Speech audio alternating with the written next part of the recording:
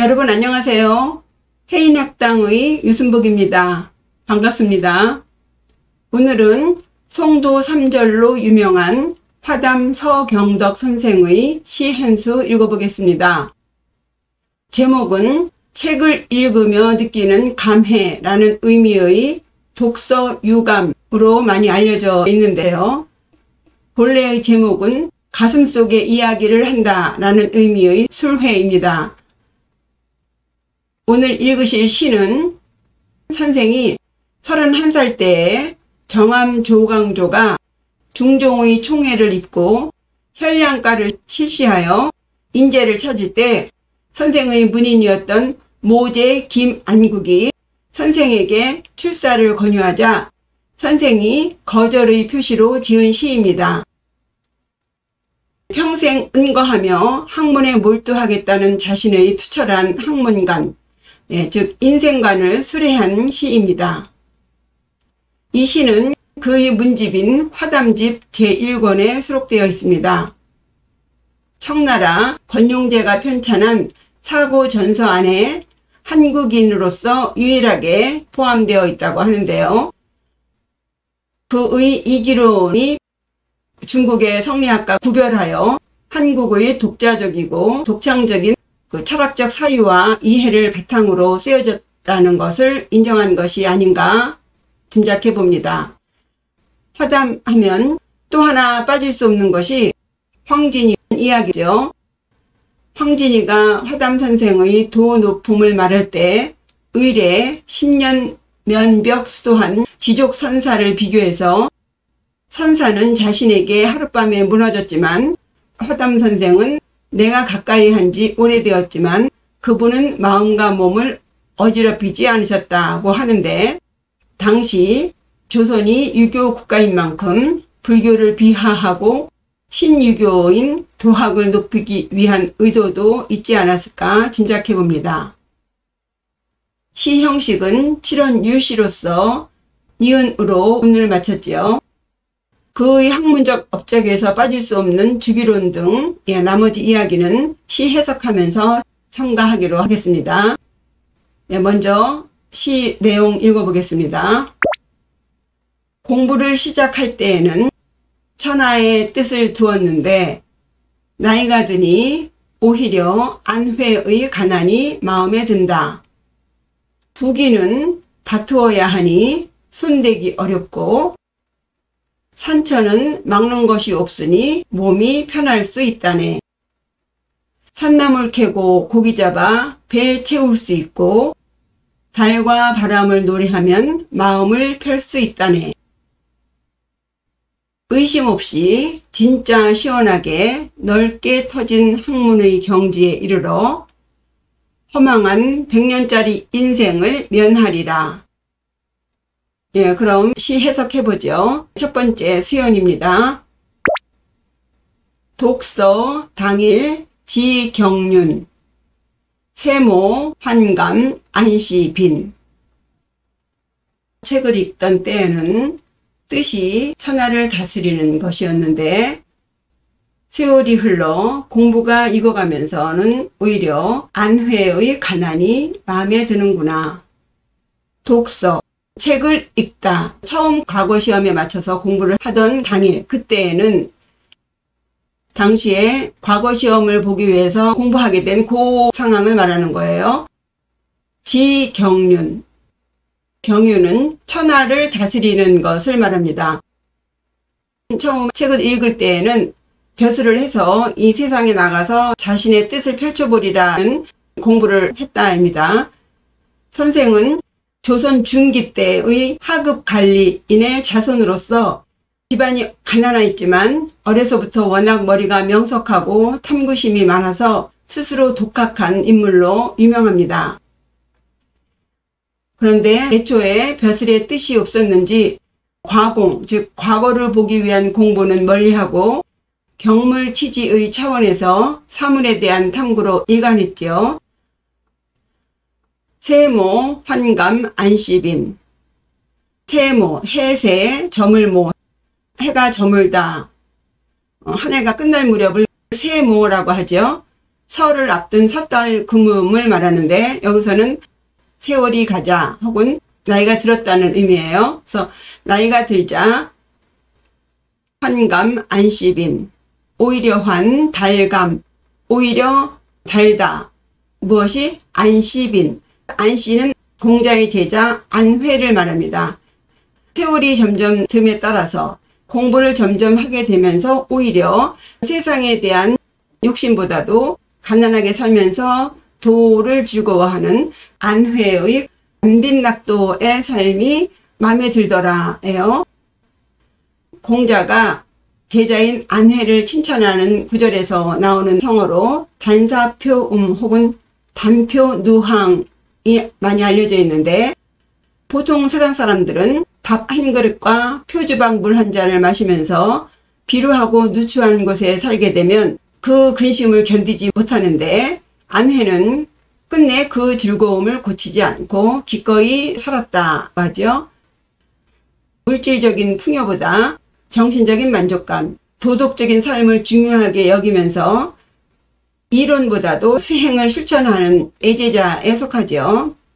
이런 제자였는데 안타깝게도 안회는 31살에 삶을 마감하게 됩니다. 이때 공자가 천상아 천상아 하면서 하늘이 나를 버렸다고 우시는 장면이 있지요. 이로써 유가는 수행보다도 이론을 앞세우는 교법에 치우치게 됩니다. 후에 송대에 이르러서 그 부족한 형이상학적인 부분은 불가와 도가에서 보완해서 신유학, 즉 성리학으로 거듭나게 되었고, 그 흐름이 조선으로 이어지는데 선생은 그것을 바탕으로 나름의 독자적인 기철학의 학맥을 확립하게 되죠. 독서, 당일, 지경륜. 책을 읽던 때에는 뜻이 천하를 다스리는 것이었는데 세모, 환감, 안시, 빈. 세월이 흘러 공부가 익어가면서는 오히려 안회의 가난이 마음에 드는구나. 벼슬에 나아가 출세해서 부귀하게 되려는 것보다도 오히려 안회처럼 가난하게 사는 것이 오히려 마음에 들었다. 가난을 어떻게 즐겁게 여길 수 있느냐, 도대체 뭐가 즐겁다는 건지. 돈이 없으면 가장 먼저 눈에 띄는 것이 친구들이 사라지는 거라고 하더라고요. 돈이 많으면 사람들이 가만 놔두지 않잖아요. 때때마다 모든 행사에 달려가야 하고 주위에 어려운 사람들도 챙겨야 하고 정말 한시도 한가로울 수가 없죠. 가난의 즐거움은 바로 이런 것으로부터 보호받을 수 있다는 거예요. 한가로움이죠. 자신의 시간을 오로지 홀로 혹은 뜻이 맞는 친구나 자기가 좋아하는 취미를 누리면서 유유자적하며 자유롭게 보낼 수 있다는 것입니다. 돈이 없는데 어떻게 자유로울 수 있냐고요? 그렇다면 돈으로 자유를 살 수 있다고 생각하시는지요? 어쨌든 이렇게 선생은 공부를 하면 할수록 점점 자신의 생각이 혹은 삶의 방식이 변화하고 있음을 첫 번째 수연에서 표현하고 있어요. 그럼 왜 선생은 나이가 들수록 공부가 무르익을수록 세상에 나아가 출세하는 것보다도 가난이 더 마음에 든다고 했을까요? 두 번째 화면입니다. 부기, 유쟁, 난하수, 임천, 묵음, 가안신. 앞에서 과거를 목적으로 한 공부와 가난하게 살면서 하는 공부를 비교했듯이 여기서도 부귀를 쫓는 이 속가의 삶과 자연을 벗삼아 사는 운둔의 삶을 대꾸하고 있습니다. 부귀, 유쟁, 난하수. 부귀는 다투어야 하니 손대기 어렵고, 부귀, 유쟁, 부자부, 귀할 귀. 부귀는 유쟁, 다툼이 있다. 부자가 되려면 남보다 더 많이 가져야 하고 또 귀하게 되려면 남을 밟고 올라가야 하니 다툼이 없을 수 없겠죠. 부귀하려면 다툼이 있으니 난하수, 어려울 난, 아래하, 손수. 하수하기가 어렵다. 하수는요, 고수의 반대로 남보다 재주나 솜씨가 낮은 것을 하수라고 하죠. 그런데 여기서는 착수하다는 의미로 쓰였어요. 어떤 일에 손을 댄다 혹은 시작한다는 의미예요. 시작하기가 어렵다. 부귀하려면 다퉈야 하니 손대기가 어렵다. 사담 선생은 누군가와 다투면서 경쟁하면서 사는 삶을 좋아하지 않는 스타일이에요. 누가 그러냐고 하실까요? 경쟁하는 것을 좋아하는 사람들 있잖아요. 근본적으로 선생의 성품이 경쟁하는 것을 좋아하지 않는 것 같아요. 경쟁해서 하지 않는 것이라면 하겠는데 부귀하려면 경쟁을 해야 하니 손대기가 어렵다.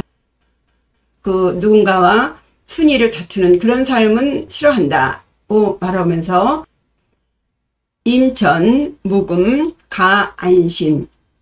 산천은 막는 것이 없으니 몸이 편할 수 있다네. 임천, 수풀림, 샘천, 수풀과 천은 부귀한 삶과 반하는 산수 자연을 말하죠.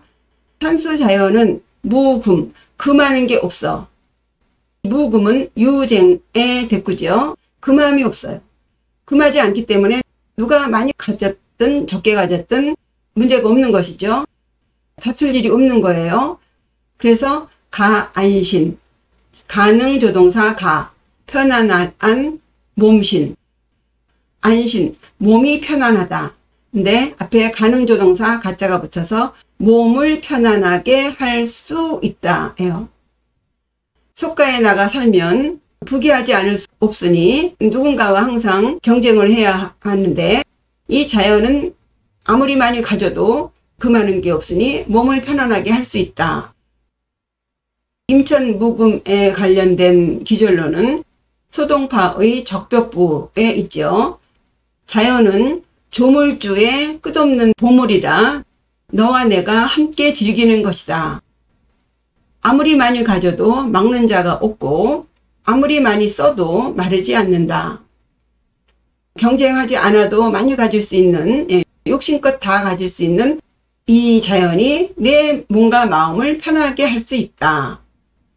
만약에 선생이 김한국이 제안한 현량가의 추천을 받아들여서 벼슬에 나갔다면 얼마 후에 조광조가 몰락함으로써 살인파들이 대거 화를 당하는 기묘사화의 풍파를 겪지 않을 수 없었겠지요. 몸이 편안하다가 아니라 편안할 수 있다고 하는 가능조동사를 넣은 걸 보면 마치도 이후 조광조의 몰락으로 당할 수도 있는 풍파를 예감한 것 같은 그런 뉘앙스도 느낄 수 있겠습니다.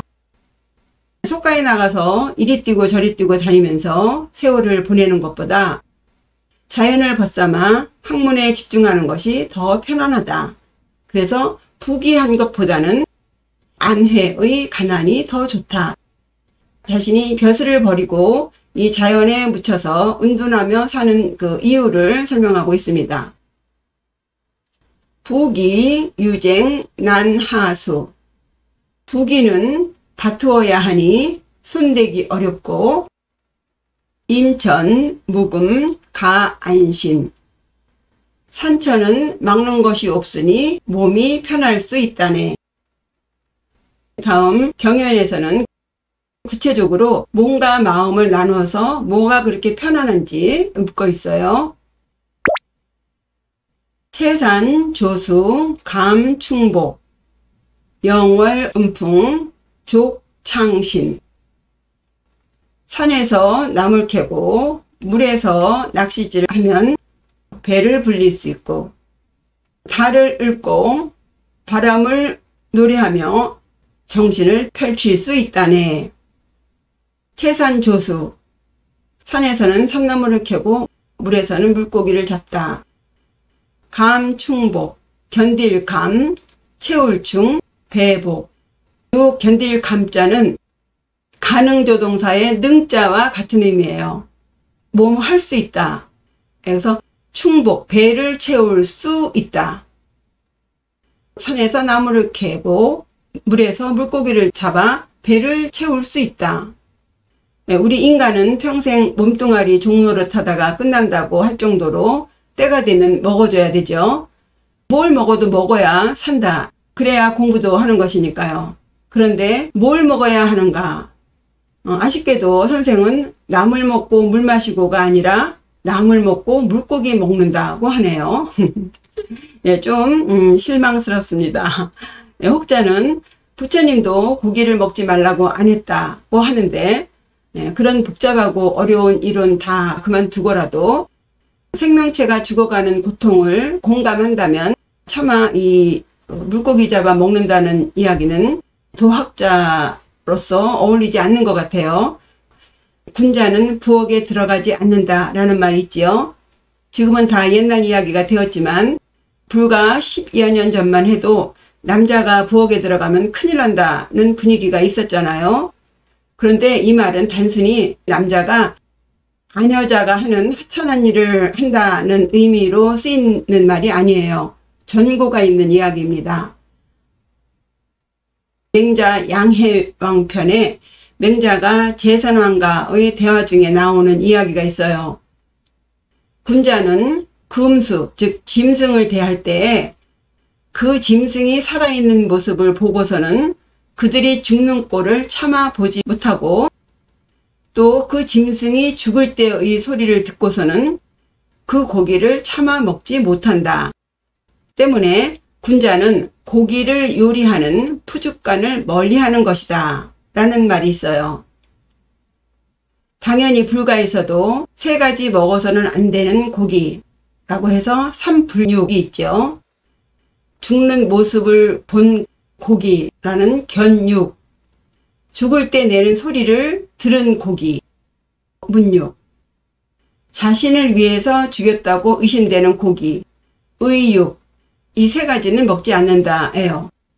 왜일까요? 군자는 혹은 자비로운 사람은 어떤 생명체가 죽는 모습을 직접 보거나 그 죽는 소리를 듣거나 혹은 나 때문에 죽는다면 그 순간에 반드시 그 생명체를 살려줘야 한다입니다. 부엌이라는 곳은 생명체를 요리하는 곳이죠. 보지 않았다면 모를까, 보고서 살리지 않았다면 악연이 되기 때문이에요. 요즘 한국 사람들 너무 고기 좋아하죠. 자비시민이 동정시민이 이런 거창한 거 말고도 인연법으로 남의 살을 먹으면 반드시 받게 된다는 것 잊지 마세요. 예, 다시 돌아와서요. 압구에서는 최소한 자연 속에서 살면 다투지 않고 먹거리를 해결한다. 그리고 뒷구에서는 마음의 양식, 즉 정신의 자유를 말합니다. 영월음풍 족창신, 달을 읊고 바람을 노래하며 정신을 펼칠 수 있다네.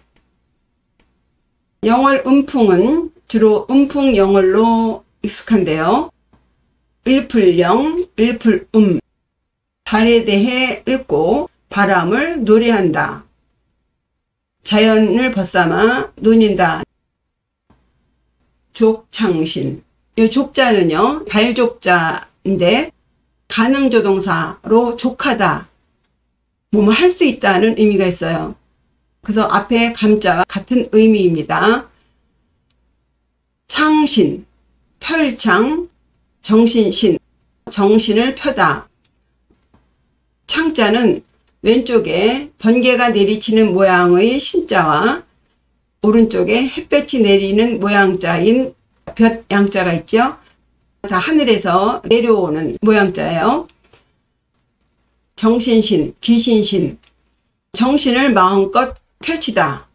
족자가 붙어서 정신을 마음껏 펼칠 수 있다. 요 창신이라는 시어는 중국 남북조 시대 때 그 송나라 때의 화가인 종병이 그 화산수서라는 화론집에 산수화의 이론을 논하면서 사용했던 명제예요. 동양미학에서 매우 심도 있게 다루고 있지요. 대자연은 도를 드러내는 것이다. 즉 이 산수 자연은 도의 현현이다. 때문에 이 산수화라는 것은 인간이 그 자연의 미를 그리면서 정신을 마음껏 펼쳐낸다는 의미에서 창신이에요. 정신이 아주 자유롭게 논이는 것이죠. 한나라 때의 동중서라는 문의는 정신이라는 것은 신령스러운 것이라 도달하지 못하는 곳이 없다. 그러니까 어디든 마음껏 돌아다닌다. 그래서 이 창신이라는 의미 속에는 그 정신의 신령스러움과 그 무한한 자유성이 포함되어 있는 거죠. 그래서 화가들이 산수화를 그리며 그 자신의 정신을 마음껏 펼쳐서 그림 속에서 끝없이 논일듯이 이 화담 선생은 시인으로서 영월 음풍하면서 정신을 아주 자유롭게 놀게 할 수 있다 해요. 이 구절은 장자의 소요율을 연상시키죠. 흔히 현대인이 매우 자유롭다고 하는데 글쎄요. 옛날이나 지금이나 매어 살기는 마찬가지 아닌가요? 마음 공부를 하지 않고는 절대 자유로울 수 없다고 생각합니다. 제가 동영상 하면서 절감하는 것이 정말 요즘 사람들 공부하지 않는 것 같아요. 안 하는 사람들이야 뭐 원래 안 하는 거고 하는 사람들은 하겠는데 할 만한 사람이 하지 않는 것 같아요. 먹어야 살고 당연히 건강해야겠지만 지나치게 몸의 중요성을 강조하면서 정신은 차리지 않는 분위기를 느끼겠습니다. 이제 슬슬 그만 좀 드시고 예, 노는 것도 좀 그만하시고 공부해야 하지 않을까 싶어요. 모든 일이 그렇듯이 한쪽으로 기울어지면 문제가 생기기 마련이죠. 몸 건강을 살피듯이 정신을 놓쳐서 큰일이 생기지 않도록 해야 될 것 같아요. 마지막 미연입니다. 학도 불의 진쾌활 면교 허작 백년인. 의심 없이 진짜 시원하게 넓게 터진 학문의 경계에 이르러 허망한 100년짜리 인생을 면하리라. 학도불의. 학문이 의심 없는 단계에 이르러 진쾌할. 요 참진자는 부사로 사용해서 정말로, 참말로 터질 쾌자. 마음심자에 묽고 터놓을 쾌해서 예, 마음이 툭 터진 그런 의미고 넓게 터질 활. 의문이 확 터지면서 몸이 확 풀리는 그런 의미라고 보겠습니다. 지금까지 의심으로 막혀 있었던 것, 그런 것이 시원하게 탁 터진 모양을 진쾌활로 묘사했다고 보겠어요. 예, 혹자는 요 활자를 살 활자로 써서 그 마음씨나 행동이 씩씩하고 활발할 때 느끼는 쾌활로도 보는데 저는 그거보다도 학자로서 의문이 하나가 터짐으로써 물고가 터지는 것처럼 연쇄적으로 터지는 거 있죠. 다른 말로는 물리가 터졌다는 말도 있는데 그런 식으로 진쾌활하게 되면 그렇게 다 팍팍팍팍 다 터지게 되면 관아선법에서 화두 참선할 때 이먹고 하면서 창구에 나가다가 마지막 남은 의심덩어리 즉 의단을 칼끝 같은 지혜로 깨버린다는 의미로 복망동로라는 말이 있어요. 선생이 지금 원하는 단계가 그 단계죠. 자신이 의문을 하나하나 탐구해 나가다가 마지막 남은 의문조차도 확실하게 깨어버리는 의심이 없는 그런 단계에 이르러서 그러면 여기서 그 선생이 공부하려고 하는 학문을 좀 짚어야겠죠. 화담 서경덕 하면 이기 일원론을 들 수 있어요. 선생은 주희의 학문을 따른 세계 이황과 달리 강절소옹의 상수역학이나 장제의 태허에 바탕한 우주론을 탐구해서 나름의 독창적인 기철학을 확립했다고 합니다. 이기 일원론을 간단히 설명하면 우주의 만물은 이와 기에 의해 생성 변화하는데 이 기라는 것은 우주 공간에 꽉 차 있는 기운, 요즘 에너지라고도 하는데요. 그 기가 음기와 양기로 이루어져서 그 소극적인 성격의 음기와 적극적인 성격의 양기가 서로 부딪히면서 밀고 당기고 혹은 움직이거나 멈추는 작용을 하면서 만물을 생동 변화시키는데, 이때 이 작용의 법칙을 리라고 합니다. 그런데 이 리는 오직 기가 있어야만 이가 생기는 것이라 기가 사라지면 이조차 소멸하게 됩니다. 그래서 이와 기는 따로 별개의 것이 아닌 하나이다 라는 의미의 이기 일원론을 확립시켰습니다. 그래서 기가 있어야만 리가 생기니 기가 만물 생성을 주재한다, 혹은 기의 주재하에 이가 발생한다 라는 의미의 주기론이라고 하죠.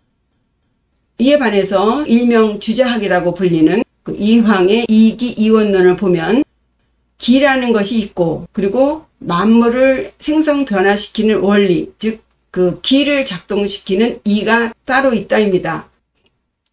그래서 이기이원론이라고 하고, 이의 주제로 기가 작동하는 것을 주리론이라고 합니다.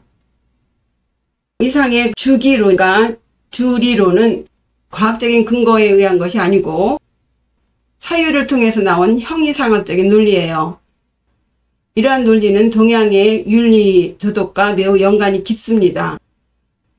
해서 굳이 저의 소견을 말씀드리자면, 불가에 이사불이라는 말이 있어요. 이와 사는 둘이 아니다. 본래 하나다. 둘로 가르지 않음으로써 어느 한 것에 치우치지 않는 균형 잡힌 사유를 통해서 원용하고 조화롭게 갈등을 해소하는 이기일원론에 동의합니다. 네, 다시 돌아와서요. 선생은 아마도 벼슬을 포기하고 나오던 그 즈음부터 본격적으로 이기론에 대해 고민을 하지 않았을까 짐작해 보는데요. 그 고민하고 있는 그 의심이 진쾌할, 의심으로 막혔던 것이 시원하게 탁 터졌을 때의 모양을 상상하면서 쓴 것이죠.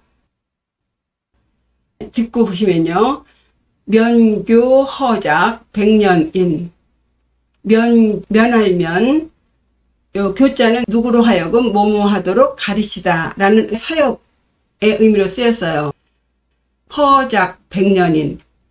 비일허, 대일작이죠. 백년인, 꼭 가르친다는 의미를 넣지 말고 허망하게 100년 사는 사람이 되는 것을 면하게 하리라. 이처럼 선생은 학문을 통해서 도를 이루어 100년짜리 인생살이를 면하리라 라고 굳게 결심하는 것이죠. 과연 그는 이후 세상을 떠나는 57세까지 26년간 학문에 몰두한 결과 그의 바람대로 100년짜리 인생을 면했을까요? 그의 문인으로는 그 허난설헌의 아버지인 허엽을 비롯해서 박순, 민순 등등 있는데, 그중 백록신응시라는 문인이 화담의 추모시에 다음과 같은 시를 읊습니다. 오도불추 선각성원. 오도에 떨어지지 않고 선각을 이루었는데 성대한 세상에 불행하게도 평범한 한 명의 백성으로 삶을 마쳤네 라는 글이 있어요. 여기서 오도불추라고 한다면 불가에서는 그 육도 중생이라는 말이 있죠. 깨달음을 얻지 못한 무지한 중생들이 이 윤회를 면치 못하고 세세생생 이 육도를 헤매고 다닌다는 의미의 육도 중생이라는 말이 있는데, 오도에 떨어지지 않았다라고 한다면, 오도면 천도 밑에, 천상계 밑에 인도, 아수라도, 축생도, 아기도, 지옥도, 요 오도에 떨어지지 않았다. 즉 선생은 천도에 가시게 되었다는 얘기죠. 그렇게 천도에 가시게 되는 그 선각자가 되었다예요. 선생의 바람대로 선생은 100년짜리 인간계는 벗어난 것 같아요.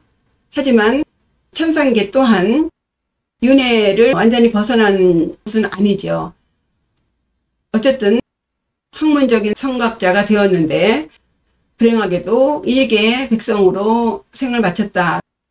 속인다운 발언이죠. 선생은 하나의 일개 백성으로 남는 것을 안타깝게 생각하지 않죠. 그렇게 가셨으니 다음을 기약하실 수 있는 거 아닐까요? 혹자는 화담 선생 정도면 건해지에 이르렀을 것이라고 말합니다. 이 건해지라고 하는 것은 성문사가 바로 전 단계예요. 성철스님이나 사명대사 또 개운조사의 제자인 양성스님이 건해지에 이르렀다고 알려지고 있는데 그 당시에는 알려지지 않아서 그렇지 건해지에 이른 분들이 상당히 많았다고 합니다. 지금과 다른 세상이죠. 서산대사나 조선의 마지막 아라한이라고 하는 개운조사님이 성문사가 중에 가장 높은 단계인 아라한에 이르셨고 그 위로 보살지가 있죠. 어렵습니다. 학도 불의 진쾌할.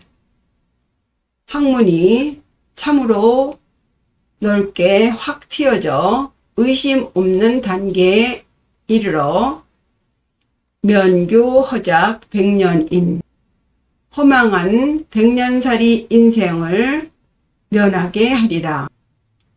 이 화담 선생의 시를 읽어봐도 역시 공부의 목적이 무슨 부귀영화가 아니라 이 욕계를 벗어나는 것. 요즘 공부하는 목적과 굉장히 차이가 있죠. 왜 공부를 해야 하는가를 다시금 생각하게 하는 시입니다. 그럼 전체 한번 읽어보겠습니다. 독서 당일 지경륜.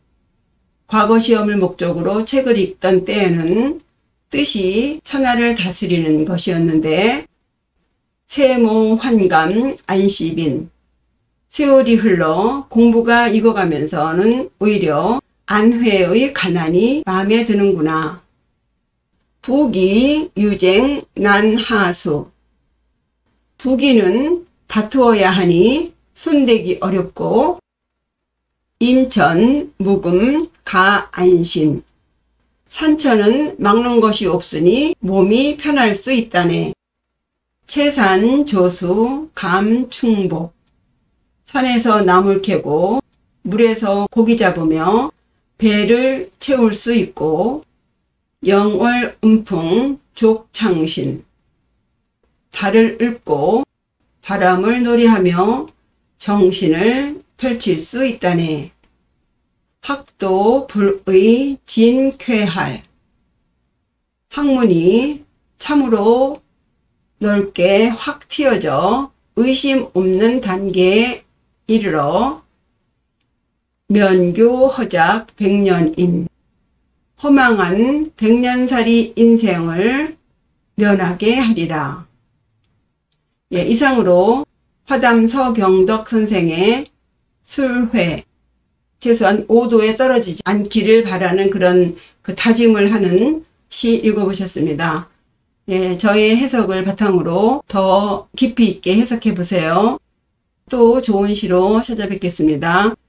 구독과 좋아요, 댓글 잊지 마시고요. 시청해 주셔서 감사합니다. 안녕히 계세요.